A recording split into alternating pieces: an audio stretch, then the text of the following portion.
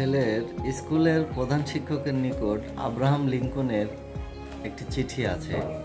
আপনারা জানেন প্রতিটি প্রাথমিক বিদ্যালয়েই এই চিঠিটি সরবরাহ করা হয়েছিল। তো আজকে আমরা জানব যে আসলে এই চিঠিতে আব্রাহাম লিঙ্কন তার ছেলের জন্য প্রধান শিক্ষককে কি বলেছিলেন, কি আশা করেছিলেন, ছেলের কাছে কি আশা করেছিলেন এবং বিদ্যালয়ের শিক্ষকের প্রতি আব্রাহাম লিঙ্কনের চাওয়াটা কি ছিল। চলুন আমরা দেখি। মাননীয় মহাশয়, আমার পুত্রকে জ্ঞান অর্জনের জন্য আপনার কাছে প্রেরণ করলাম। তাকে আদর্শ মানুষ হিসেবে গড়ে তুলবেন, এটাই আপনার কাছে আমার বিশেষ দাবি। আমার পুত্রকে অবশ্যই শেখাবেন সব মানুষই ন্যায়পরায়ণ নয়, সব মানুষই সত্যনিষ্ঠ নয়।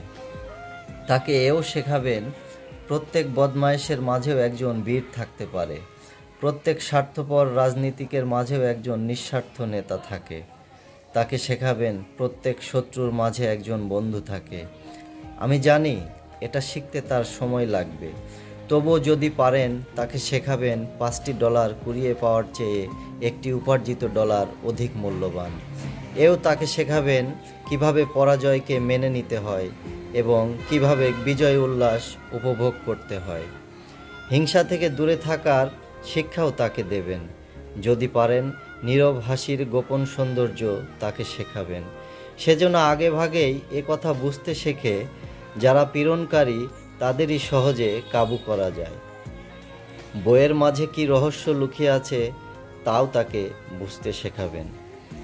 আমার পুত্রকে শেখাবেন বিদ্যালয়ে নকল করার চেয়ে অকৃতকার্য হওয়া অনেক বেশি সম্মানজনক। নিজের ওপর তার যেন সুমহান আস্থা থাকে, এমনকি সবাই যদি সেটাকে ভুলও মনে করে। তাকে শেখাবেন ভদ্রলোকের প্রতি ভদ্র আচরণ করতে, কঠোরদের প্রতি কঠোর হতে। আমার পুত্র যেন এ শক্তি পায় হুজুগে মাতাল জনতার পদাঙ্ক অনুসরণ না করার। সেজন্য সবার কথা শোনে এবং তা সত্যের পর্দায় ছেকে যেন ভালোটাই শুধু গ্রহণ করে। এ শিক্ষাও তাকে দেবেন সে যেন শেখে দুঃখের মাঝে কিভাবে হাসতে হয়, আবার কান্নার মাঝে যে লজ্জা নেই এ কথা তাকে বুঝতে শেখাবেন। যারা নির্দয় নির্মম তাদের সে যেন ঘৃণা করতে শেখে আর অতিরিক্ত আরাম আয়েশ থেকে সাবধান থাকে। আমার পুত্রের প্রতি সদয় আচরণ করবেন, কিন্তু সোহাগ করবেন না, কেননা আগুনে পুড়েই ইস্পাত খাঁটি হয়। আমার সন্তানের যেন অধৈর্য হওয়ার সাহস না থাকে, থাকে যেন তার সাহসী হওয়ার ধৈর্য।